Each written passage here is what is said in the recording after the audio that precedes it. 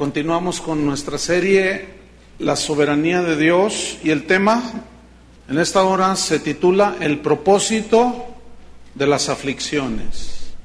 ¿Cómo se titula?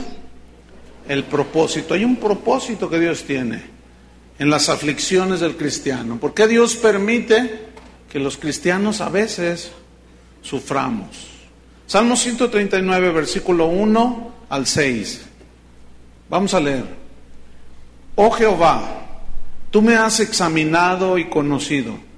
Tú has conocido mi sentarme y mi levantarme. Has entendido desde lejos mis pensamientos. Has escudriñado mi andar y mi reposo. Y todos mis caminos te son conocidos. Pues aún no está la palabra en mi lengua, y aquí, oh Jehová, tú la sabes toda. Detrás y delante me rodeaste, y sobre mí pusiste tu mano. Tal conocimiento es demasiado maravilloso para mí. Alto es, no lo puedo comprender. La razón principal por la que muchos cristianos cuestionan a Dios cuando viene el sufrimiento en sus vidas o en alguno de sus seres queridos es porque no han podido aceptar que Dios es soberano. No les entra, por alguna razón.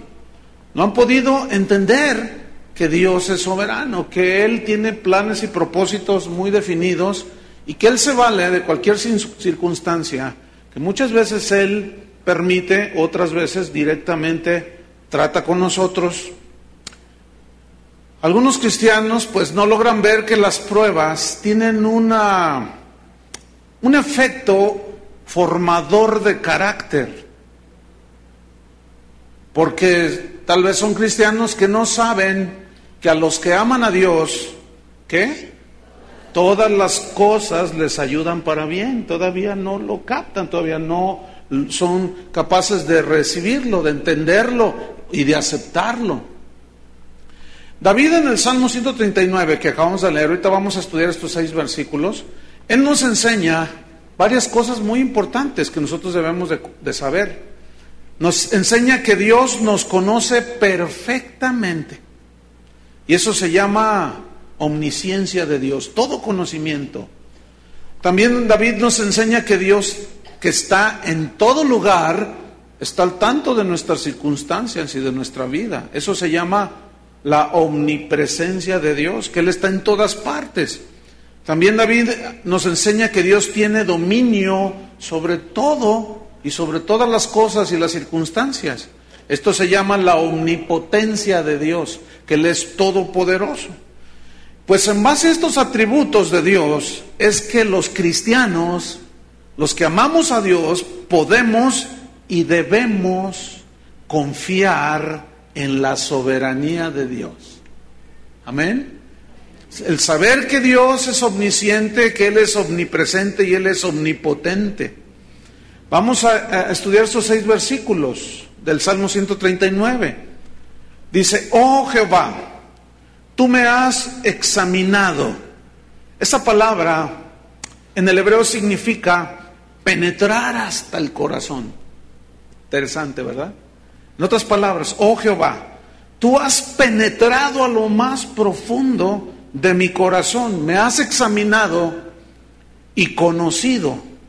Y esta palabra conocido en el hebreo significa observar cuidadosamente.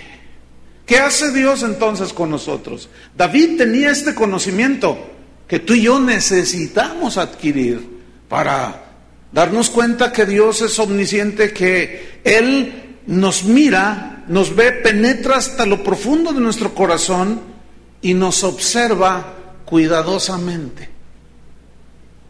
Cuidadosamente.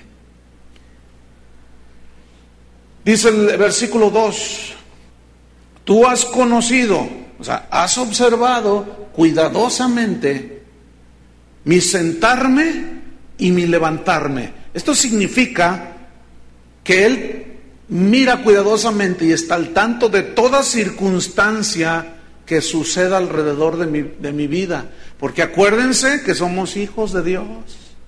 Y si Él cuida de las aves y de las plantas, las flores del campo, va a cuidar de nosotros. Entonces David tenía esta revelación que usted y yo necesitamos tener para comprender más la soberanía de Dios y los propósitos de Dios. Tú has conocido mi sentarme y mi levantarme. Has entendido desde lejos mis pensamientos. La palabra entendido aquí, has entendido, en el hebreo significa distinguir. O sea, David dice, has distinguido desde lejos mis pensamientos. Tú sabes, Señor, cuando mis pensamientos son buenos. Tú sabes, Señor, cuando mis pensamientos son perversos. Tú sabes, Señor, cuando mis pensamientos son vanos. Tú sabes, Señor, y conoces hasta lo profundo de mi corazón. Versículo 3. Has escudriñado mi andar y mi reposo. En el hebreo significa conoces todas mis andanzas. ¿Dónde has andado? ¿Dónde anduviste esta semana que pasó? Dios sabe dónde anduviste. Conoce tus andanzas, conoce las mías. ¿Qué más dice en el versículo número 3? Y todos mis caminos te son conocidos. Es decir, que Él lleva la cuenta de todo lo que hacemos, a cada paso que damos, de todo lo que pensamos en lo profundo del corazón. Él lleva la cuenta perfectamente. Fíjense, dice que los cabellos de nuestra cabeza están todos contados y son un montón. Unos tienen más que otros, pero son muchos. Lo cual significa que David dice, todos mis caminos, no hay uno solo, todos mis caminos te son conocidos. Tú llevas la cuenta, Señor. Versículo 4. Está hablando entonces de la omnisciencia de Dios, la omnipresencia de Dios. Versículo 4. Pues aún no está la palabra en mi lengua, y he aquí, oh Jehová, tú la sabes toda. Esto significa que Dios conoce la intención de lo que decimos. Fíjate, esto es muy interesante, porque tú le puedes decir a alguien, te amo, pero ¿cuál es la verdadera intención? Tú le puedes decir a alguien, yo te perdono, pero en realidad como el Señor penetra lo profundo del corazón, observa cuidadosamente en esa penetración hasta el rincón más profundo del corazón, bueno, Él sabe, entiende y conoce la intención con lo que hablamos. Aún no está la palabra en mi boca, dice, y tú la sabes toda. Y Dios sabe la intención que llevan mis palabras. Si tu intención, nuestra intención cuando hablamos y decimos algo, es la intención de herir, Dios lo sabe. Lo conoce. Si es una intención de bendecir, Dios la sabe y la conoce. Todo este conocimiento nos debe de llevar al punto en el que nosotros decimos, bueno, vivimos delante de Dios como en una casa de cristal. Todo lo ve, todos nuestros pensamientos, todo, nada escapa. Versículo 5, detrás y delante me rodeaste. Y esto habla de que estamos en las manos de Dios, dice, y sobre mí pusiste tu mano. Esa frase significa un cuidado tierno de parte de Dios. Porque Él sabe que somos polvo, ¿se acuerda que somos polvo? Sabe que somos con tendencia hacia lo malo. Por eso proveyó para nosotros el sacrificio de Cristo. Para ya no ser esclavos del pecado y para que nosotros nos demos cuenta y entendamos la santidad de Dios. Y cuando nosotros entendemos esto, miren, yo les aseguro, hermanos, que esto nos debe llevar a pecar menos. ¿No lo ven de esa manera? Todo lo ve. Y cuidadosamente. Increíble este salmo. Versículo 6. El salmista pues estaba maravillado. Él había tenido la revelación que yo espero y le pido al Señor que tú y yo tengamos en esta noche. ¿Sí? Versículo 6. Tal conocimiento, ¿cuál? De todo eso que estábamos hablando. Tal conocimiento es demasiado, rebasa. Es demasiado maravilloso. Pero usa la palabra maravilloso, esplendoroso, fabuloso. Ese conocimiento, fíjate, que cosas que ojo no vio ni oído yo, son las que Dios ha preparado para los que le aman, y son estas cosas. El conocer a Dios es algo maravilloso. ¿No creen? Porque cuando conocemos a Dios, entonces nosotros caminamos, como hace rato decimos, guíame en tus caminos, en tu voluntad. Y nosotros caminamos en esta tierra con paz, con contentamiento, a pesar de que vienen las aflicciones. Entonces el rey David decía, tal conocimiento es demasiado maravilloso. Para mí, alto es alto, altísimo. Por eso a Dios, uno de sus adjetivos, de sus nombres, es el Altísimo. Alto es, dice, no lo puedo comprender. Ciertamente, hermanos, yo me atrevería a decir que no hay un cristiano, por más espiritual que sea, que efectivamente conozca a Dios al 100%, ¿verdad que no? Siempre estamos en constante aprendizaje del conocimiento de su voluntad. Y Pablo una y otra vez oraba por los efesios, por los colosenses, por los filipenses, de que crecieran en el conocimiento de su voluntad, de que crecieran en el conocimiento de Dios. ¿Para qué nos sirve conocer a Dios? Casi para nada, es la vida. Jesús oraba y decía, Padre, que te conozcan a ti como me has conocido. Él es el único camino para conocer al Padre. Y Él vino a revelarnos el amor del Padre, el corazón del Padre, de manera que el que conoce al Hijo, conoce al Padre. A Felipe le dijo, ¿no me habéis visto? Tanto tiempo hace que estoy con vosotros. A la pregunta de Felipe, muéstranos al Padre y nos basta. Tanto tiempo hace que estoy con vosotros y no me habéis conocido, Felipe. El que me ha visto a mí, ha visto al Padre. Esta es la verdad, esta es la voluntad de Dios, que te conozcan a ti, Padre Santo, y a Jesucristo, a quien has enviado. Entonces, cuando nosotros conocemos a Cristo, nosotros centramos nuestra vida en Cristo, y el fanatismo religioso comienza a desaparecer, hermanos, porque nuestra fe está fundada en la palabra de Dios y en el poder de Dios. ¿Cuántos dicen así es? Entonces, si nosotros pudiéramos estar conscientes de todo esto, no pecaríamos tanto. Seguiríamos pecando por nuestra humana debilidad, pero ya muchos de los pecados que solemos cometer, que es por ignorancia, que pensamos inocentemente que nadie nos ve. Es tonto eso. Fíjate en el versículo número 7, ¿a dónde me iré de tu espíritu?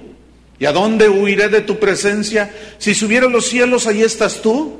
Y si en el Seol hiciera mi estrado, he aquí, allí tú estás. Si tomare las alas del alba y habitare en el extremo del mar, aún allí me guiará tu mano y me asirá tu diestra. O sea, ¿a dónde podemos huir de la presencia de Dios? Él es omnisciente, omnipresente y omnipotente. Este conocimiento nos debe llevar a caminar derechos con Dios. ¿Cuántos caminan derecho con Dios? Tú puedes decir amén. Si es verdad, Él lo conoce. Si no, mejor ni digas nada, porque también conoce. Porque aún no está la palabra en tu boca y ya sabe que vas a decir la verdad o vas a decir la mentira. Tal conocimiento nos debe meter en un temor de Dios. Esto debe infundir temor a Dios. Y temor a Dios significa reverencia y reconocimiento de que Dios está ahí.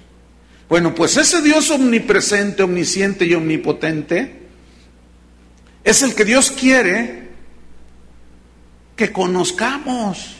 Los cristianos, para estar conscientes de la soberanía de Él y conocer, entender que las pruebas que vienen a nuestra vida, que nos hacen llorar, que nos hacen sufrir, Dios las permite para purificarnos, para madurarnos, para pulir nuestra fe.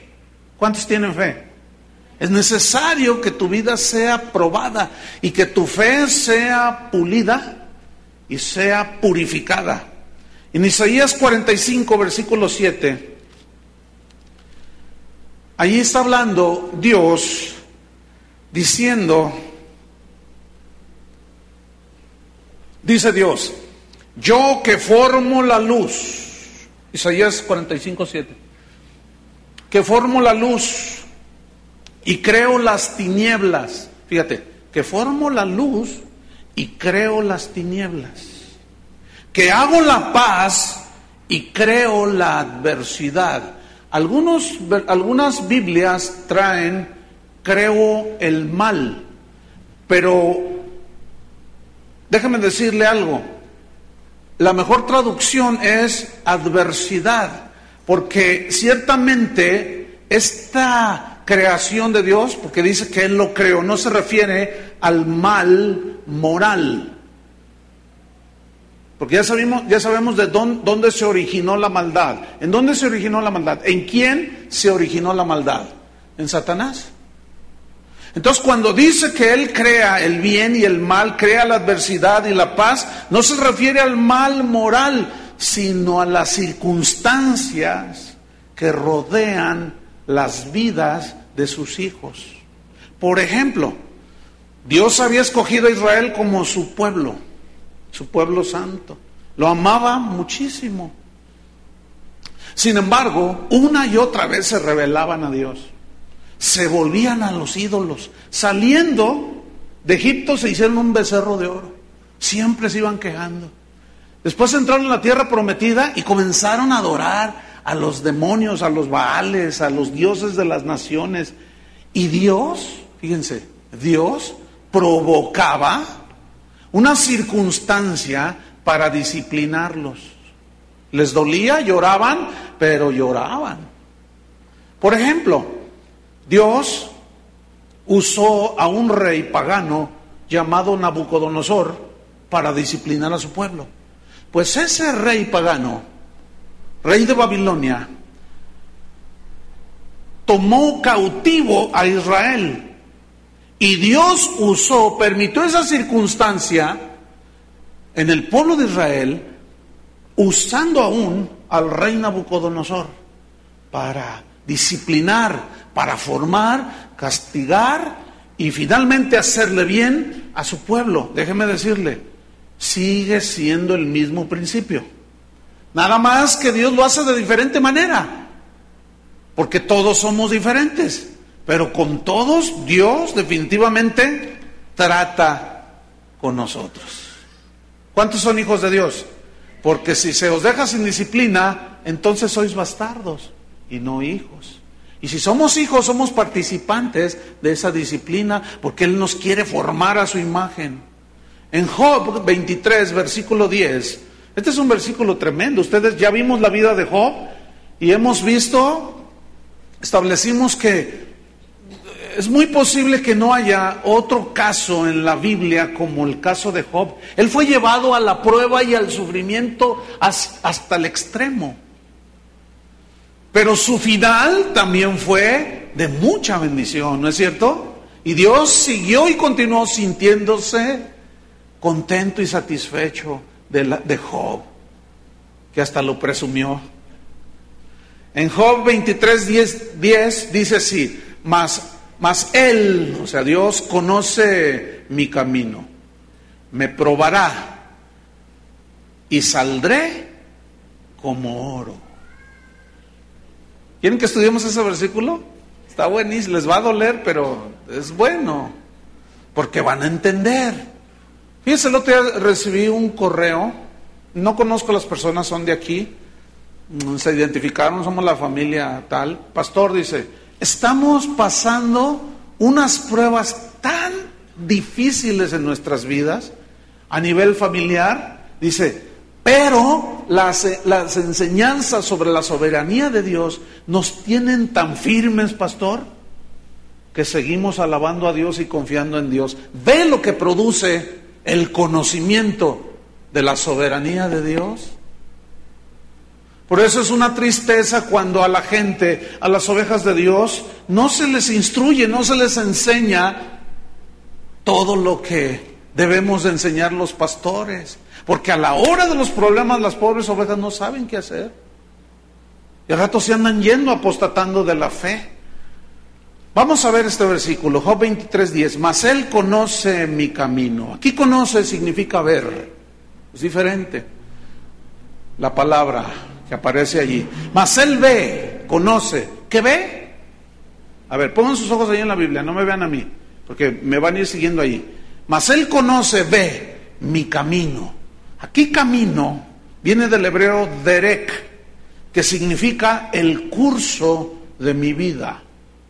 Significa el curso de mis pasos. Entonces, fíjate, mas él, Dios, conoce en su omnisciencia, ve, ¿qué ve? El curso de mi vida. Él sabe cuál es mi circunstancia, él sabe qué estoy pasando ahorita. Él ve y conoce el curso de mis pasos, hacia dónde van mis pasos. Me probará, dice.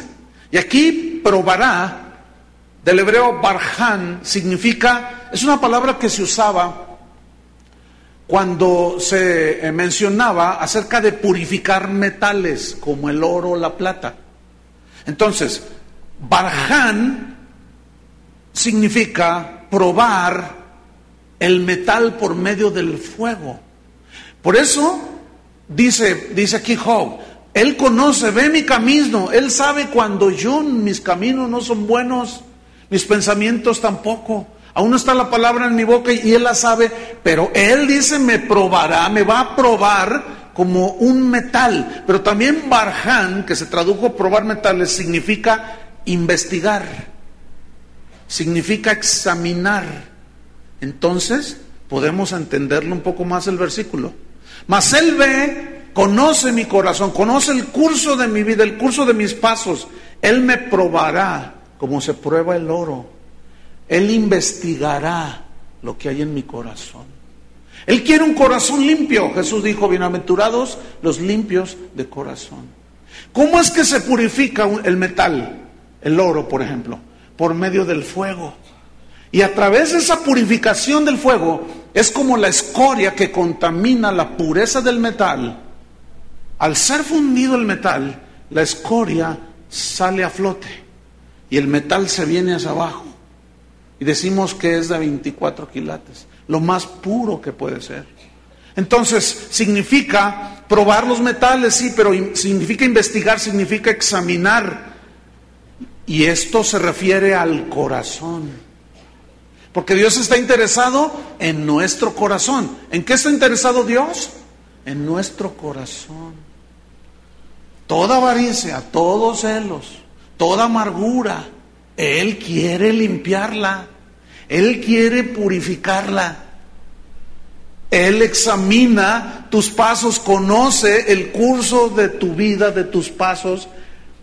David lo puso así, ya lo leímos. Él conoce mi sentarme y mi levantarme.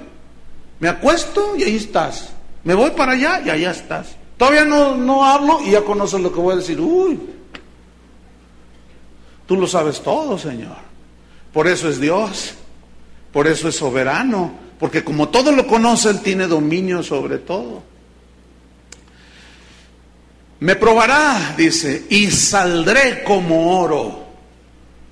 Fíjate el lenguaje de Job. Me probará, ciertamente. Me va a investigar, me va a examinar, me va a probar como un metal. Lo profundo de mi corazón.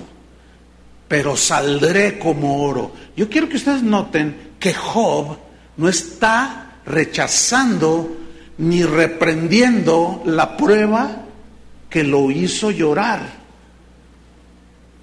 Y eso es lo que el cristianismo de hoy erróneamente ha hecho creer a los cristianos. Apenas una pruebita de escasez, de enfermedad, y ya están medio matando al diablo. Ya están atando y desatando y cuanta cosa. Y no se dan cuenta que es Dios tratando con nuestras vidas. Porque no conocen, porque no entienden. Y Jesús lo dijo, lo estableció en el mundo, tendrán ¿qué? aflicciones. Pero confíen. ¿Confíen en qué? En el poder de Dios. Confíen en la omnisciencia de Dios, no se le escapa nada. Confíen en su omnipresencia. No creas que ya te quedaste solo. ¿Dónde está, Señor? Como el pensamiento aquel de huellas, ¿se acuerdan? Cuando viste un par de huellas es porque yo te cargaba, te llevaba en mis brazos. No le da mucha, no le alimenta la fe esto que estoy diciendo. A mí sí. Yo cuando estaba preparando este mensaje, mira las gozadas que me doy. Pero impresionante. Es un gozo, un regocijo, el poder entender la palabra de Dios. Porque todos tenemos problemas, ¿sí o no? Todos tenemos situaciones, pero esto, hermanos, esta es la palabra de Dios. Y saldré como oro. O sea, Él no rehuyó enfrentarse y estar en la situación. Él dijo, saldré. Nunca dijo, me voy a quedar aquí, ya Dios me abandonó. No, saldré como oro, pero como oro purificado 7 veces. Primera de Pedro capítulo 1. Vaya conmigo a Primera de Pedro capítulo 1.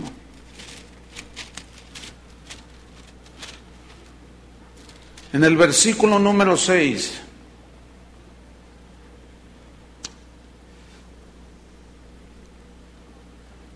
Pedro utiliza la misma metáfora de la purificación del oro, refiriéndose a la fe. Vamos a ver, 1 Pedro 1, versículo 6. El contexto es que vamos a recibir una herencia incorruptible, incontaminada, inmarcesible, reservada para nosotros en el cielo. Pero mientras que recibimos esa herencia, estamos aquí en la tierra. Y aquí en la tierra sigue siendo un valle de lágrimas. Y de prueba, y de formación, y de quebrantamiento, de gozo a veces, de tristeza a veces. En lo cual, o sea, en esa herencia que vamos a recibir y que Cristo va a venir por nosotros, nuestra redención final, en lo cual dice, vosotros os alegráis, aunque ahora por un poco de tiempo, si es necesario, tengáis que ser afligidos en diversas pruebas. Ok, vamos a estudiar ese versículo, vamos a penetrar, vamos a escudriñarlo. Dice Pedro, en lo cual vosotros, o sea, los hijos de Dios, nosotros, nos alegramos, os alegráis, aunque ahora, esa frase ahora es mientras estamos en esta vida, aunque ahora, por un poco de tiempo, acuérdense que una vez hicimos la comparación de la eternidad con los 80 años que más podemos vivir, que son, en comparación, nada. Por eso dice, un poco. En el cual vosotros os alegráis, aunque ahora por un poco de tiempo. Esto significa que las pruebas serán hasta que se cumpla el propósito de Dios en nuestra vida. Pero tiene que ver mucho la reacción que nosotros tengamos ante las pruebas. Hay cristianos que Dios los quiere pulir, tratar, perfeccionar, madurar, pero como no tienen una buena disposición para ser formados y probados y fundidos como el oro para ser purificados, siempre se están peleando con Dios. Y hasta lo quieren castigar. Ya no voy a ir, le dicen. Si no me quitas, te doy 3 días. Hay cristianos, te doy 3 días para que me contestes.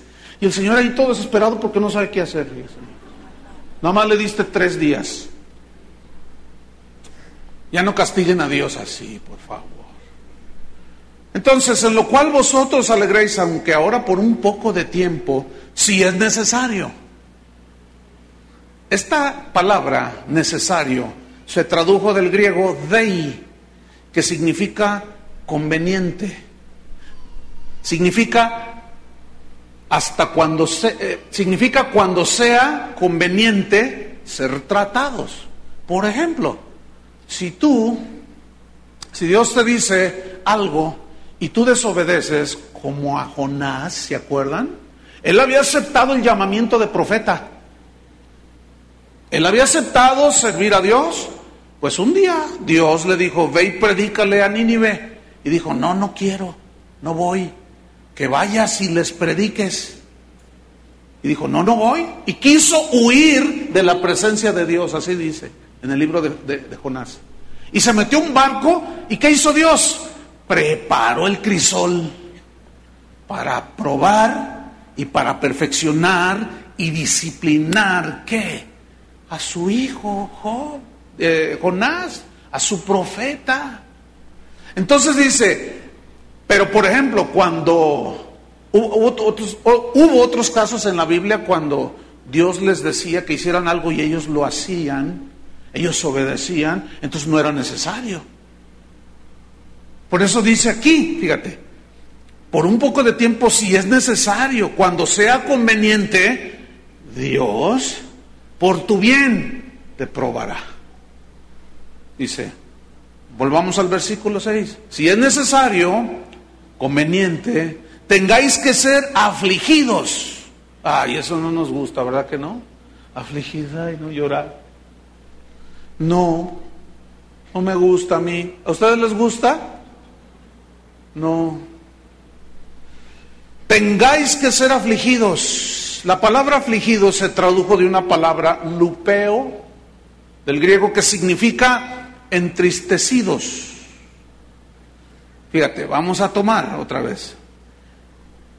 Ustedes se alegran de que un día van a recibir una herencia incorruptible, aunque ahora mientras estemos en este mundo, por un poco de tiempo, si es conveniente, según nuestra reacción y lo que Dios tenga planeado para nosotros, tengamos que ser afligidos, entristecidos, porque la prueba no parece ser causa de gozo, la disciplina, sino de tristeza, ¿no es cierto? Pero después da fruto apacible de justicia. ¿Alcanzan a ver o no los propósitos de Dios? ¿No lo alcanzan a ver? Están muy pensativos. Qué bueno que piense. Nomás no se me duerman porque esto puede ser trascendental para usted. Tengáis que ser afligidos, entristecidos. Esta palabra lupeo, entristecidos, significa también, habla de situaciones de dolor, habla de situaciones de adversidad. David, por ejemplo, hablaba en los salmos y decía, oh Señor, cuántos se han multiplicado mis adversarios. Porque lo perseguían, Saúl lo persiguió por celoso, lo persiguió, lo quería matar, lo trató mal, lo maltrató, pero Dios permitió para formar el carácter de David, fíjate. Qué increíble es esto. Situaciones de dolor y de adversidad. Mire, pongo una señal aquí en 1 de Pedro y vamos al Salmo 23. El más conocido de los salmos, hasta el diablo se lo sabe.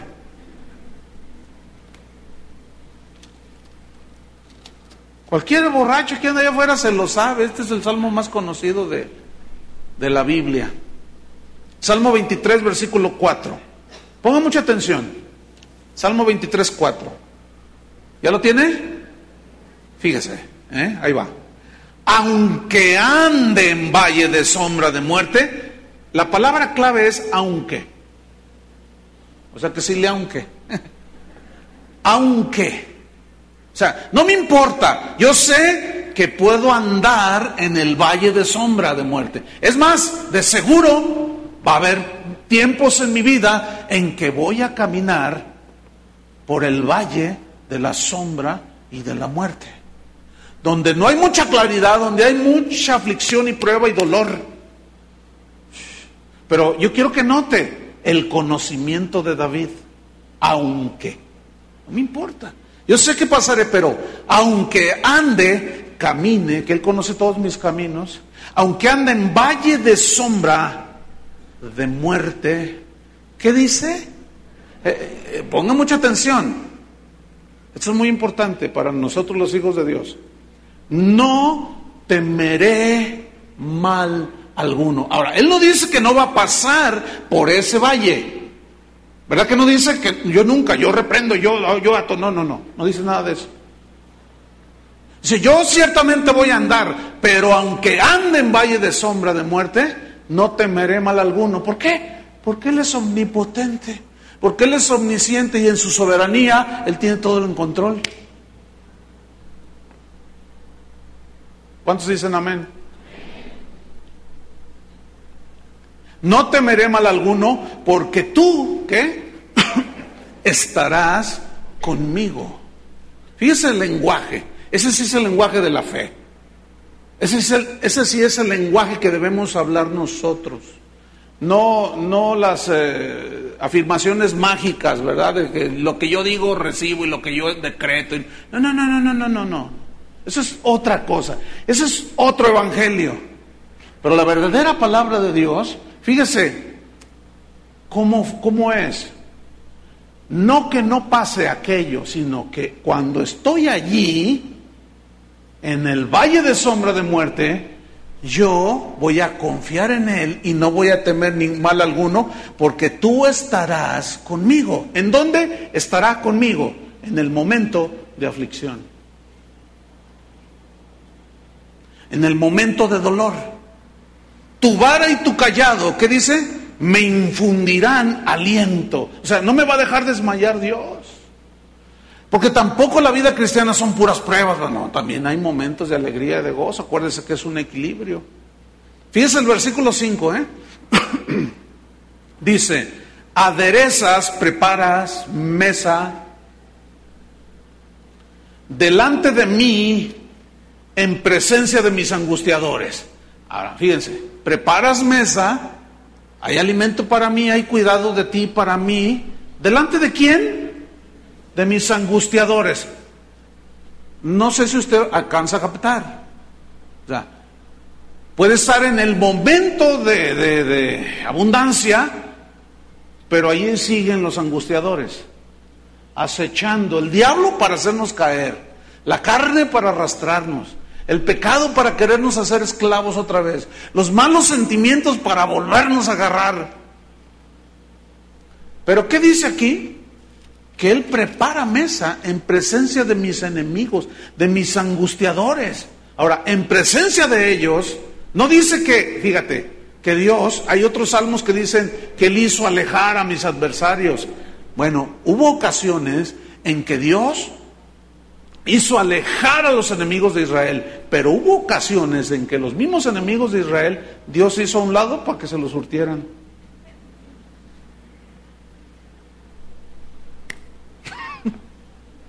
¿Sí? Ciro de Persia, Darío, Nabucodonosor. En la Segunda Guerra Mundial, Hitler les tundió a los judíos. ¿Por qué Dios permitió? Bueno, Él es soberano, ¿no? Él sabe por qué permite las cosas, ¿sí o no?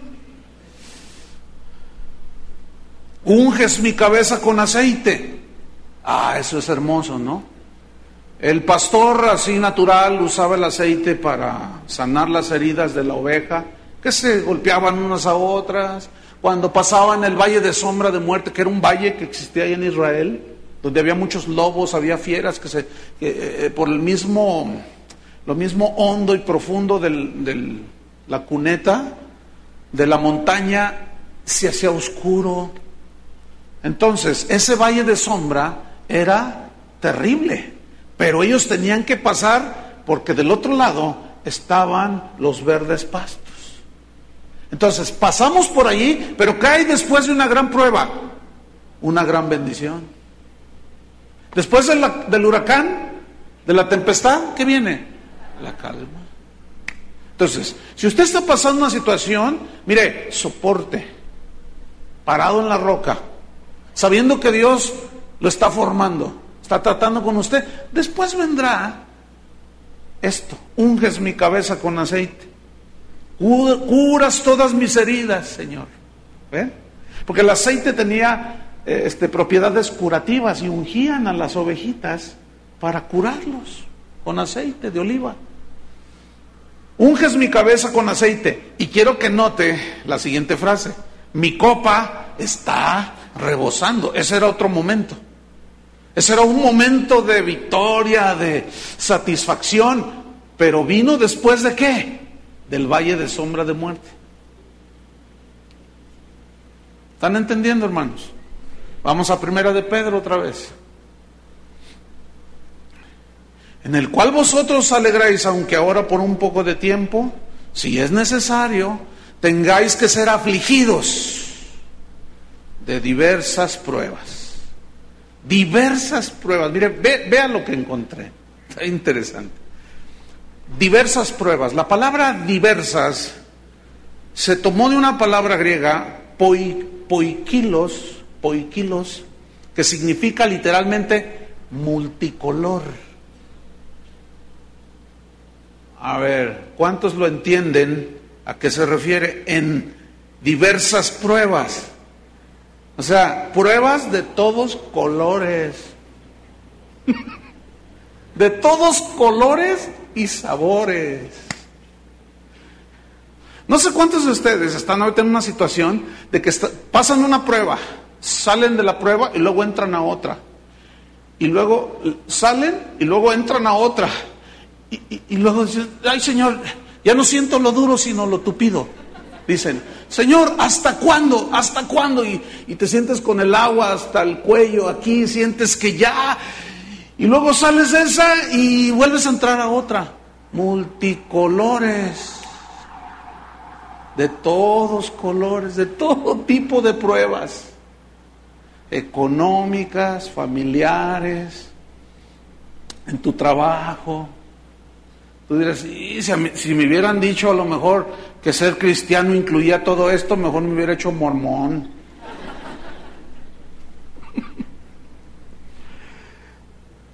En una multicolor, formas, de todos colores y sabores, pero poikilos, que se tradujo multicolor, también se traduce o significa multiforme. Y se entiende también. Es decir, una multiforme, varias formas de pruebas. De todos colores y de muchas formas y maneras.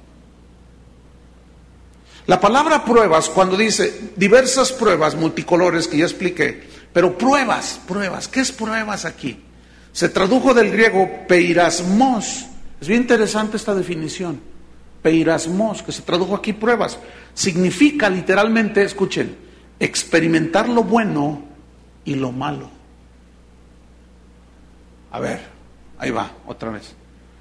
Tengáis que ser afligidos, entristecidos. Vas a encontrar situaciones de dolor, de adversidad. Tengáis que ser afligidos en diversas, en una multiforme, en un colorido de todo tipo de pruebas. De pruebas que vamos a experimentar en nuestra vida, en nuestro caminar, que Él conoce lo bueno, pero también lo malo. Porque, escuchen, cuando todo va viento en popa, también allí Dios nos prueba. ¿Se acuerdan cuando Dios le dijo a los israelitas en Deuteronomio 8? Cuando se te hayan multiplicado tus casas, tu ganado, todo lo que tú tienes, cuídate de no olvidarte de Jehová tu Dios. También allí Dios prueba en la bonanza.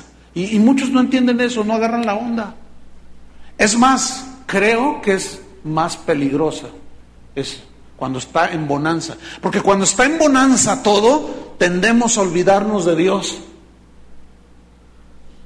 Es más peligroso. Porque cuando se nos atora la carreta, que decimos, ¿a quién corremos? ¿Quién es nuestro pronto auxilio en la tribulación? Dios.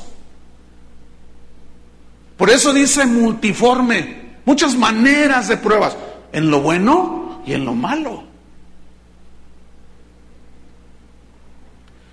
Peirasmos, experimentar lo bueno y lo malo. Habla de la salud y la enfermedad. Fíjese.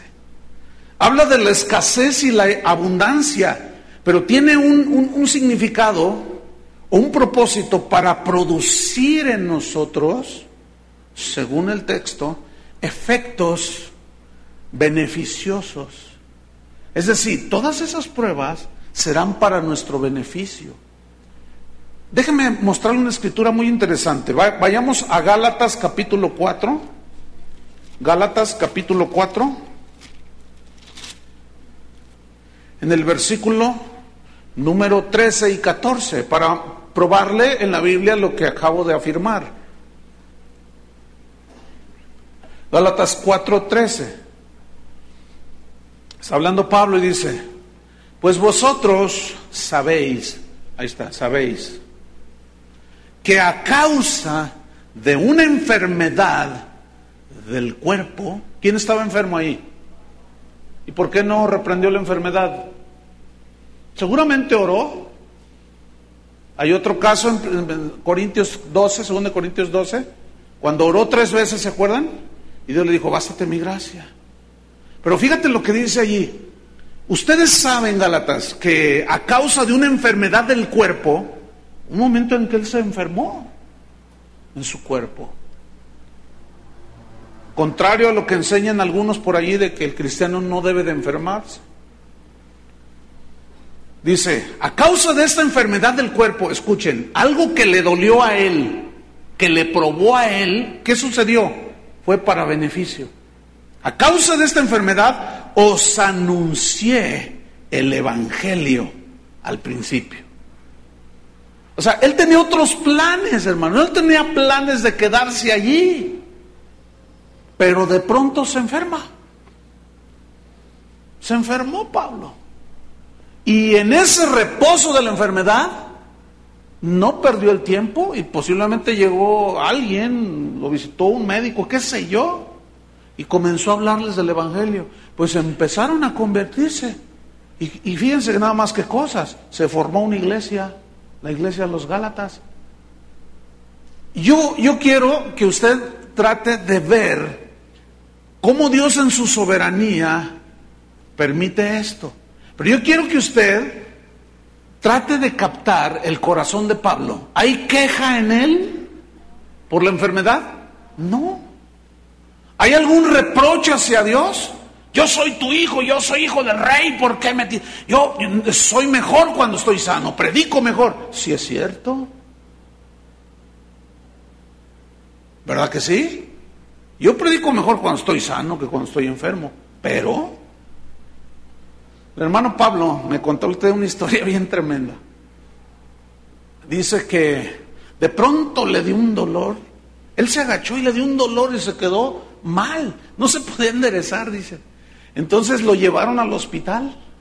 Y cuando lo estaban atendiendo, una enfermera le preguntó: ¿y a qué se dedica usted? Y pues no le hubieran preguntado, ¿no? Le empezó a compartir la palabra de Dios. Y cuando él empieza a compartir la palabra de Dios, fíjense, qué historia. La enfermera le dice: ¿sabe una cosa? Porque era un hospital aquí en el ¿cómo se llama? El México americano. Ese es fundado por cristianos. Los dueños son cristianos. Y ahorita muchos de los médicos no son cristianos, pero hay algunos que son cristianos. Y esto sucedió hace como 30 años. Entonces dice que cuando le dice a la enfermera que él es pastor, entonces ella le dice: yo creo que Dios lo mandó a usted porque hemos estado orando porque necesitamos un capellán en el hospital. Alguien que asista a los enfermos con la palabra de Dios. Dice: ¿quisiera usted ser nuestro capellán? Y él dice: sí, ¿por qué no? Y dice que cuando él dijo sí, ¿por qué no?, se le quitó todo el dolor. Y se enderezó. Y se levantó y dijo: ay, ya no tengo nada. Y la enfermera gustosa va y le dice al director: ya tenemos capellán. Y él: ay, ya no tengo nada. Me dice: Chuy, dice, mira cómo es Dios. Permitió un dolor en mi cuerpo y yo fui capellán no sé cuántos años en ese hospital. Hágame usted favor. Pero nunca escuchará que ese hombre se queja delante de Dios. Porque conoce la sabiduría de Dios, conoce la soberanía de Dios y conoce el poder de Dios, que es lo que usted y yo nos hace falta conocer. ¿Verdad que sí?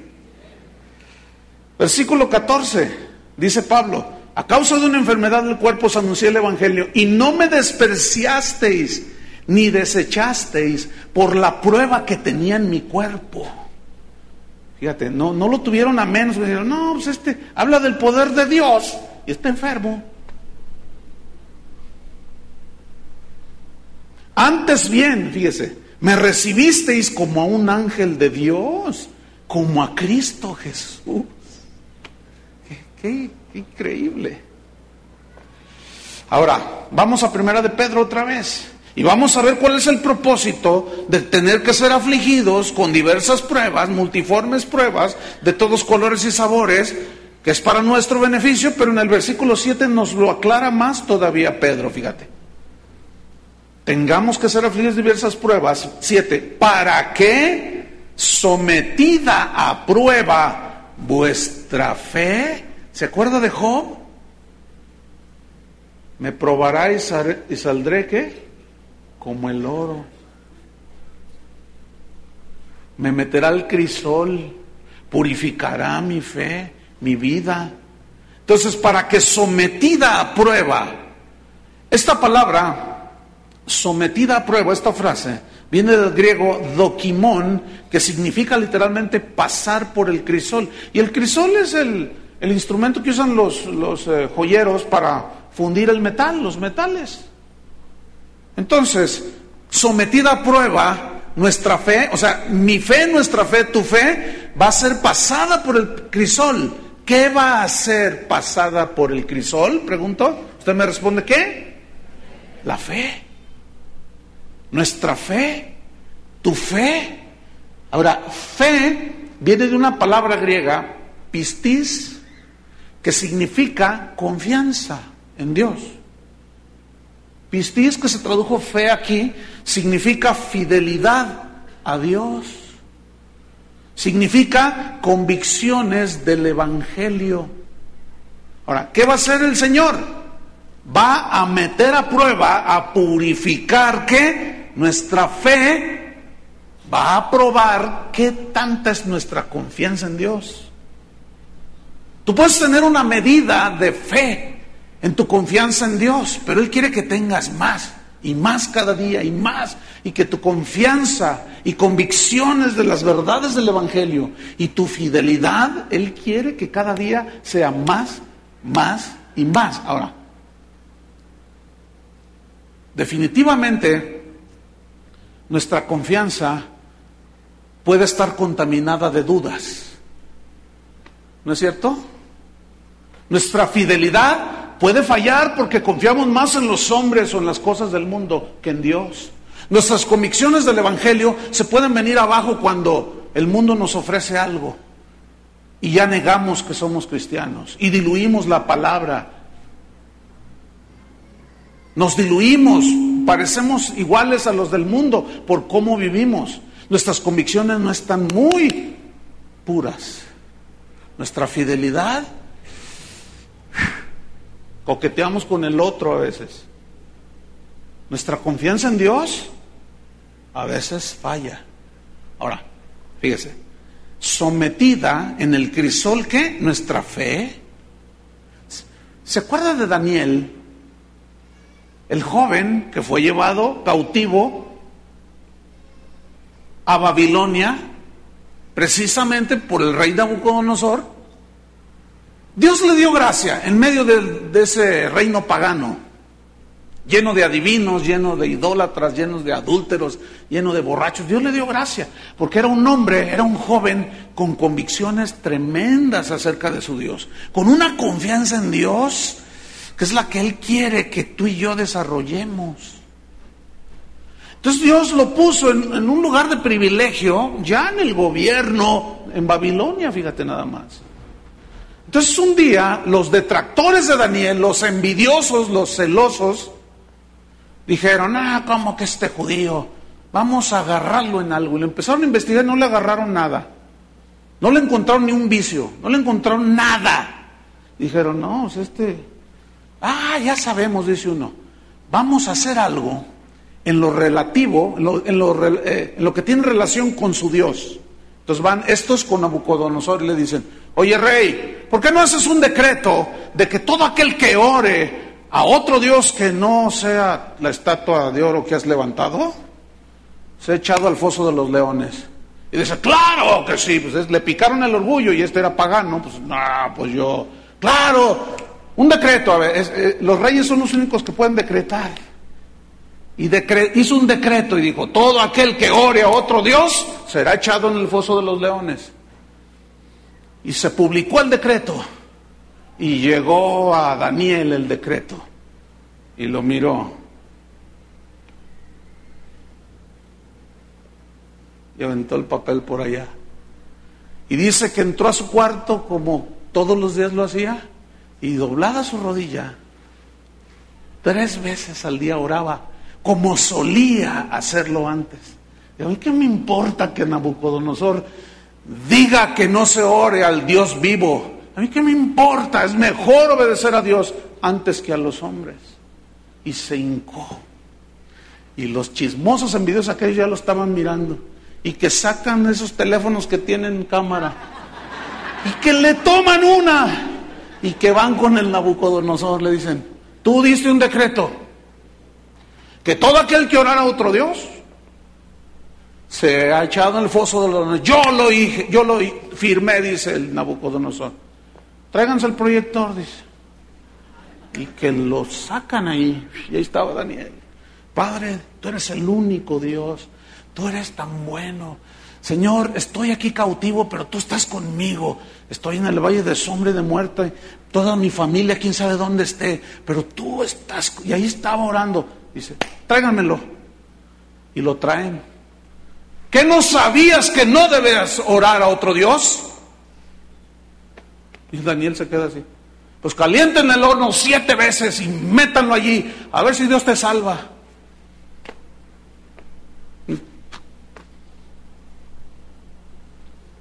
Y que lo meten. ¿A dónde lo echaron? Al horno de fuego. ¿Al oso de los leones? Uy, salió peor. Lo meten al foso de los leones. ¿A dónde lo metieron? ¿Por qué Dios permitió que Daniel fuese metido al foso de los leones? ¿Por qué Dios permitió que durante el primer siglo muchos cristianos, muchos hijos de él fueron devorados por los leones? ¿Por qué? ¿Por qué no permitió que Daniel se lo tragaran los leones? Pues solo Dios sabe. Porque es multiforme manera en que Dios prueba. Pero aquí lo que yo quiero resaltar y lo que se resalta en las Escrituras es la convicción que tenían de Dios. Los otros 3, que a esos sí los metieron al horno de fuego, también igual que cuando sonara el grupo de alabanza de ese rey, todos se iban a postrar ante la estatua y dijeron, no, pues nosotros no. Y que empieza a sonar y todos se postran y estos 3, Sadrach, Mesach y Abednego, se quedaron parados así. Y no faltó quien los miró, dijo, hey, esos 3, ¿por qué no se doblaron? Porque nosotros servimos al Dios del cielo. Que no saben que pueden ser echados al horno de fuego. Dios puede librarnos, pero si no nos libra, de todas maneras no nos doblamos. ¿Cómo la ves? Eso, hermanos, esos se llaman convicciones. Ahora, para que estos 3, 4 con Daniel tuvieran esa fidelidad y esa confianza en Dios, hermanos, el hecho, ¿cómo se les formó? ¿Saben cómo? Cuando los llevaron cautivos. No creen que los trataban bien a los esclavos, Ellos seguramente eran de los que decían, nos merecemos esto por nuestros pecados, pero vamos a enfrentar esto con valentía. Estas son las consecuencias del pecado de Israel, pero vamos a ser fieles hasta la muerte. Y es muy posible, en la Biblia no lo dice, pero es posible que en el trayecto a esa cautividad hablaban entre ellos. Oye, ¿qué vas a hacer? Porque ahí hay muchos ídolos y nos van a hacer que nos postremos ante ellos. Yo no. ¿Y tú? Yo tampoco. ¿Y tú? Yo tampoco. Y de pronto se le ocurre a Daniel confesar negativo. Y como dicen unos que lo que dice recibe. A mí aunque me echen al foso de los leones. Y que los echan al horno y al foso. Ahora, yo quiero que usted vea en esta historia que está en Daniel capítulo 3 y Daniel capítulo 6. Léanlos ahorita en la noche y va a ver qué historia tan maravillosa. De esta fe de estos hombres. Dios probó su fe hasta el máximo. y salieron como aprobados. Amén. Vámonos sobre el final. Para que sometida a prueba vuestra fe, vuestra confianza, mucho más preciosa, dice. Y aquí preciosa es valiosa. Mucho más valiosa, estoy en 1 Pedro 1:7, mucho más preciosa, mucho más valiosa que el oro, el cual, o sea, el oro, aunque perecedero, se prueba, significa se purifica con fuego. ¿Cómo se purifica el oro? Con fuego. Así dice vuestra fe, sea hallada en 3 características de la fe que ha crecido: alabanza, gloria y honra para cuando venga Jesucristo. Rápidamente, tu fe sea hallada en alabanza. Alabanza, ¿qué significa? Elogiar. Es decir, que Dios va a elogiar tu fidelidad. ¿Están entendiendo? Como a Job. ¿Quién hay como Job? Y lo elogió. Varón íntegro, lleno de convicciones. Ahí está.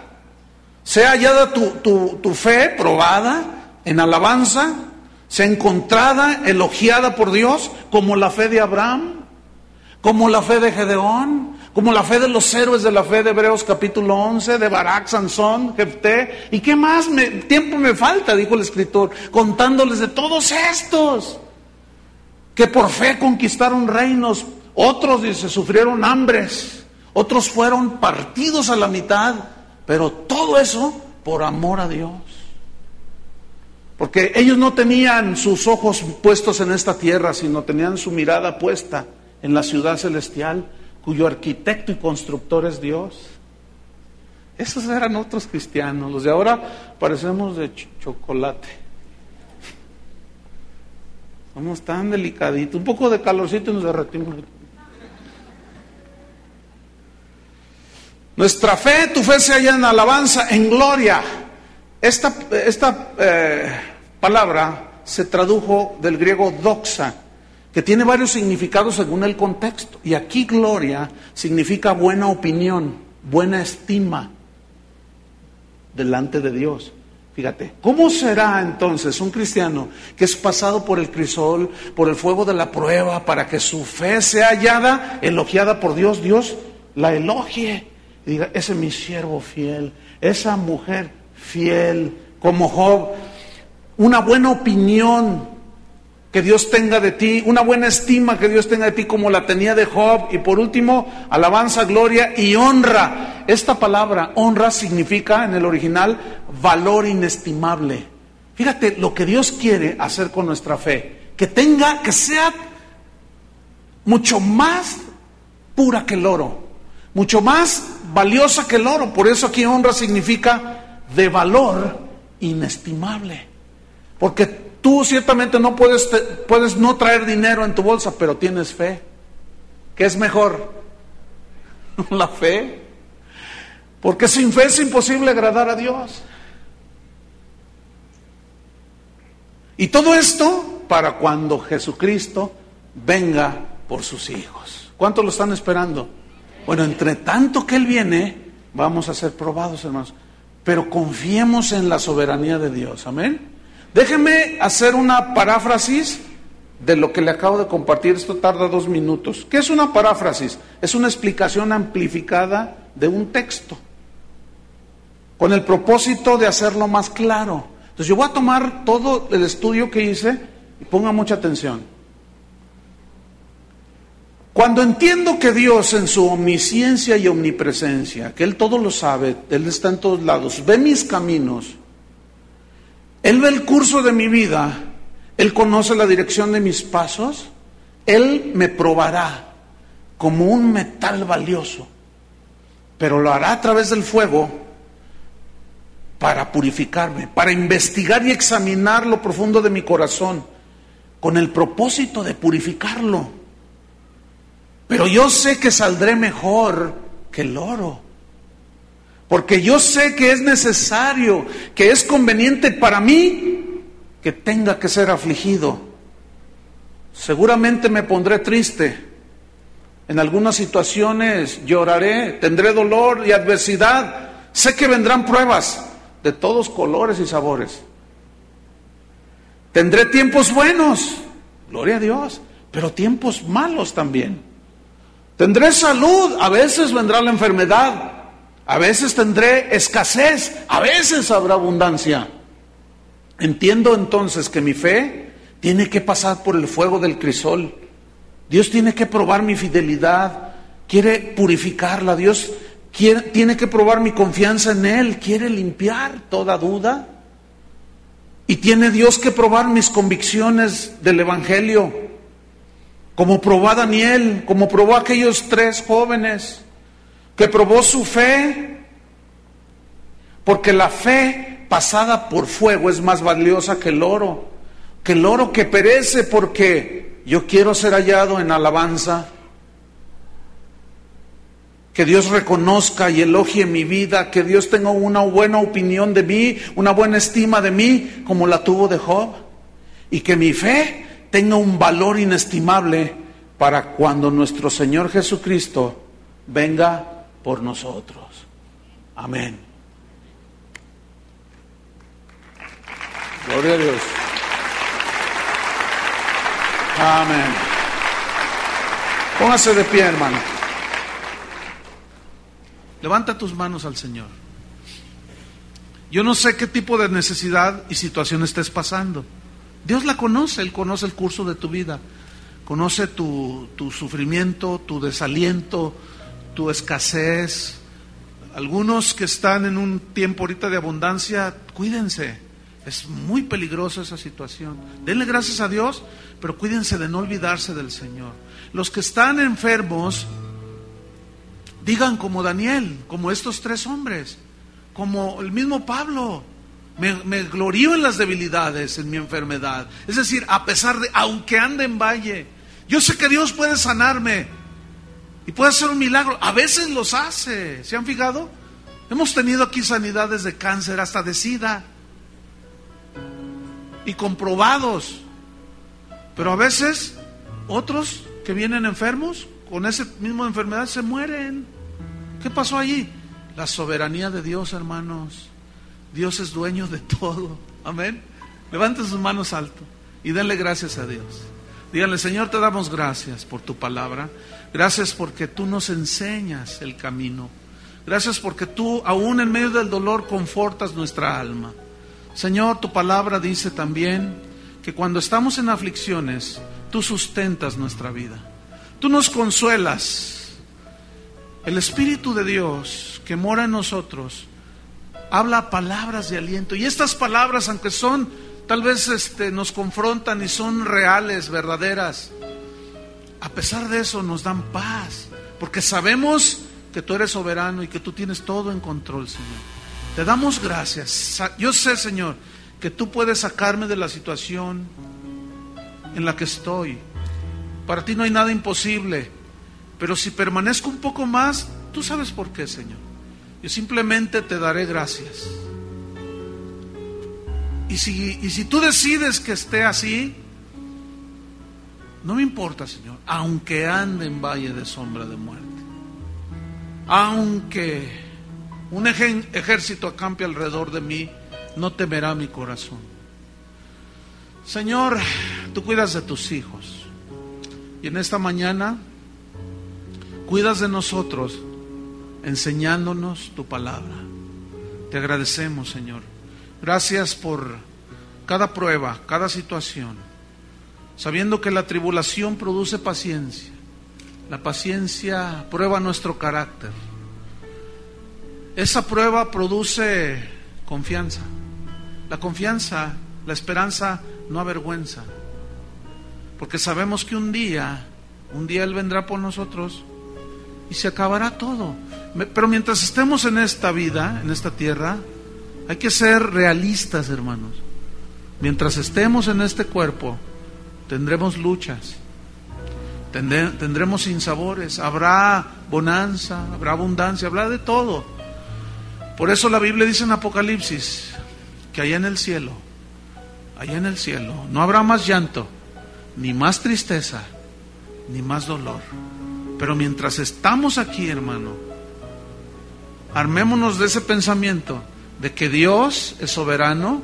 Y recuerden el Salmo 139: por delante, detrás y me rodeaste, y sobre mí pusiste tu mano. Estás en la mano de Dios. Y Jesús dijo: mis ovejas nadie las arrebatará de mi mano. Amén. Yo creo que Dios merece un aplauso. Gracias, Señor. Gracias, Señor.